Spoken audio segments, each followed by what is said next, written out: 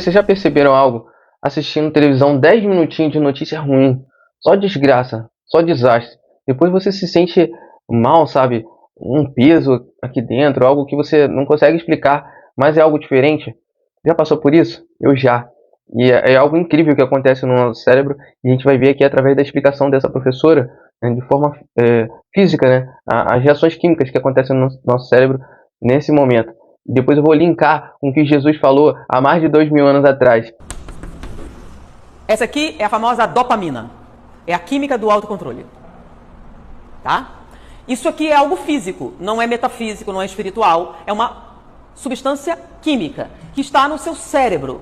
Toda vez que você sente recompensado por um acontecimento, essa substância está ali presente. Se a gente injetar essa substância em você, você vai ter uma resposta comportamental. Se a gente tirar essa substância, vai ter uma resposta comportamental. Então isso não é espiritual, isso é físico. Correto? Então, assim como a dopamina, a gente tem o GABA, a gente tem um monte de outras substâncias responsáveis por medo, angústia, sofrimento, raiva, ódio, tudo isso é substância química. E essa substância está no cérebro. E a gente achava que ela ficava ali. Não fica. Essa dopamina se liga a uma pequena cadeia de aminoácidos e se derrama na corrente sanguínea. E na corrente sanguínea ela atinge todas as células. Todas as células do corpo, então ela tem vários terminais. Ó.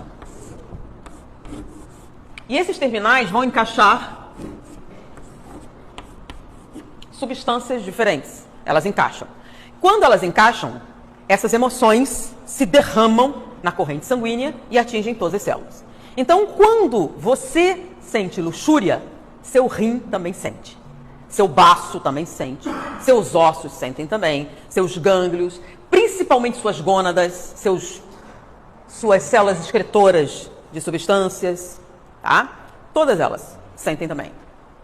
E se manifestam de acordo. Tá? Agora, a célula que tem o maior número de receptores é a célula neurológica, lembra da sinapse? Na sinapse ela tem uma infinidade de receptores para tudo isso.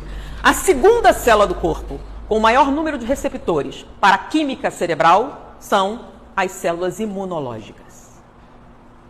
Então, a célula que mais sente suas emoções, em primeiro lugar, são os neurônios. Segundo lugar, seus leucócitos, macrófagos, eosinófilos, todas as células imunológicas. Ou seja, quando você se sente uma vítima, a palavra vítima é aquele que sofre agressão.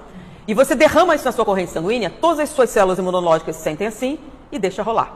Diminui a atividade leucocitária. Sua imunidade cai. Então, quando você assiste televisão, 5 minutos de notícia ruim, sem reação racional e cerebral, cai a sua imunidade por 5 horas. Impressionante, né? Incrível essa explicação, cara. E bem didático, bem, assim, fácil de entender. O que eu quis dizer com a gente ligar com o que Jesus já disse há mais de 2000 anos atrás, está lá no versículo 6, está lá no versículo 22 do capítulo 6 de Mateus, que Jesus diz o seguinte: os olhos são como lâmpada para o corpo. Portanto, se os seus olhos forem bons, todo o seu corpo será luz. Mas se os seus olhos forem maus, todo o seu corpo estará em trevas. E ele ainda continua aqui no versículo 23, algo importante também da gente falar, o seguinte: se a luz que há em ti forem trevas, quão grandes serão estas trevas. Isso aqui resume tudo que a professora explicou ali no quadro. Mas tem gente que não consegue entender. Tem gente que não consegue compreender o que Jesus estava querendo dizer aqui nesse versículo. Ele estava querendo dizer o seguinte: a luz aqui que ilumina todo o nosso ser são os nossos olhos. E o que são os nossos olhos? Os nossos olhos são, como ele disse aqui, a lâmpada, a lanterna. E qual a função da lâmpada na lanterna? Ele clareia, ele ilumina as coisas, né? Então, se os nossos olhos forem bons, todo o nosso corpo terá luz, será claro, né? Terá uma boa visão. Quando a gente fica recebendo notícias ruins, só recebendo informações ruins, tragédias, essas desgraças que acontecem no mundo, por isso que a gente sente dessa maneira. Porque é a maneira como a gente vê, como a gente enxerga aquilo que ele está recebendo. Tem aquela máxima, né, que a galera fala muito, de você enxergar o copo cheio pela metade. O que significa? Ou você vê ele como ele está meio cheio, ou ele está meio vazio. Ele está ali pela metade. Vai depender de você, como você vai enxergar cada situação da tua vida. Entende? Então isso Jesus já estava explicando há muito tempo atrás. Essa questão da química, da reação das células ali, distribuindo, reagindo para todo o corpo. Isso já foi explicado há muito tempo. Só que muitos não conseguiam compreender. E as consequências de termos os olhos maus. o que isso pode ter para o nosso corpo? Né? Como Jesus disse aqui, na terceira parte aqui do versículo, se os seus olhos forem trevas, todo o seu corpo estará em trevas. Ou seja, se os seus olhos são maus, você vê sempre as coisas para o lado negativo, para o lado ruim, não consegue ver nada de positivo, não consegue tirar nada de bom, mesmo nas tragédias, mesmo nos momentos difíceis, todo o seu corpo estará na escuridão. Porque os seus olhos, né, que são a lâmpada para o seu corpo, não está trazendo luz, não está clareando. Então seu corpo estará em trevas. Trevas quer dizer escuridão, é um breu. Mas isso, como o professor explicou ali, e Jesus também disse, vai te trazer doenças físicas. Vai te trazer, além da angústia, né, que são as emoções, a angústia, a tristeza, a amargura, isso pode trazer consequências para a tua vida física, que é a depressão, né, que já tem sido considerado uma doença, até cometer, né, ceifar a própria vida, porque o seu corpo todo está em trevas. O seu interior está numa escuridão. Você não vê sentido nas coisas, você não consegue ter mais alegria, né, em viver. Por isso a gente tem que cuidar a maneira como a gente vê as coisas, como a gente enxerga as coisas. E se nossos olhos têm sido lâmpada, têm sido a lanterna, a candeia que clareia a nossa vida, o nosso ser. Você tem se atentado ao que você tem visto? Os nossos olhos são a porta de entrada para a nossa alma. O que você está assistindo?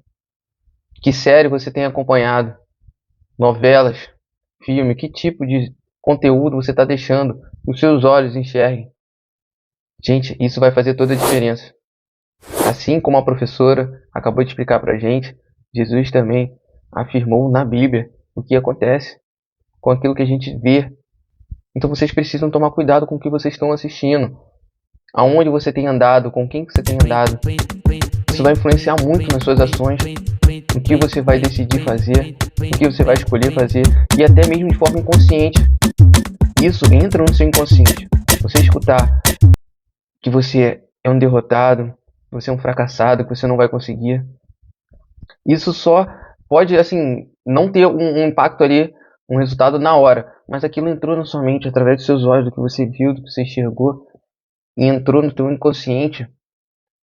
E depois o que gera nossas ações, o que move nossas ações, transforma nosso ser, né, forma nosso caráter, nossa personalidade, é aquilo que está no inconsciente, aquilo que a gente escutou, aquilo que a gente viu. Então, meus queridos, vamos ter muito cuidado com o que você tem visto, para onde você tem emprestado os seus olhos. Fiquem muito atentos a isso. Então, para a nossa vida como solteiros, nessa caminhada da solteirice, nós precisamos ter olhos bons, enxergar esse momento da solteirice como um momento de experiência, um momento de crescimento, de amadurecimento interior, intelectual e espiritual. Sabe, fazer amigos, cultivar amizades, você explorar o mundo, o país, sei lá, conhecer novos lugares. Você estar pleno, estar se preparando para um grande momento, que é quando você conhecer alguém. Que os seus olhos sejam bons, para que todo o seu corpo seja luz.